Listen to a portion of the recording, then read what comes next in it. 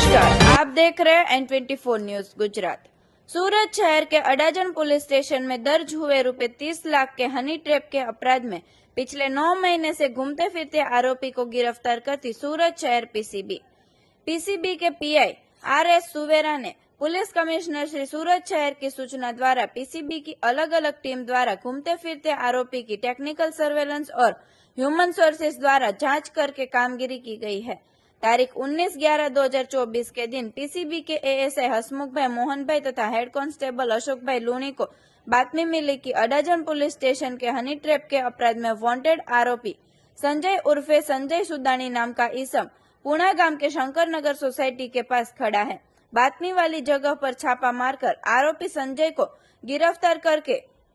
पूछताछ करने से पता चला कि तारीख 6/2/2024 के दिन अडाजन पुलिस स्टेशन की हद में उन्होंने और महेश उल्वा, निकुंज उर्फे टको, अश्विन उर्फे गोपाल और सुशांत चाल के साथ मिलकर यह काम के शिकायतकर्ता श्री को अडाजन विद्याकुंज स्कूल के पास आए हुए नूतन रो हाउस में मकान नंबर 116 में एक लड़की भेजकर नकली पुलिस बनकर हनी ट्रैप करके उनके पास से ₹30 लाख लिए होने की कबूल किया था, जिससे पकड़े गए इसम के विरुद्ध में कानूनी कार्रवाई करके आरोपी को अडाजन पुलिस स्टेशन को सौंपा गया है। देखते रहे N24 न्यूज गुजरात, सिर्फ हम तक ही नहीं सब तक।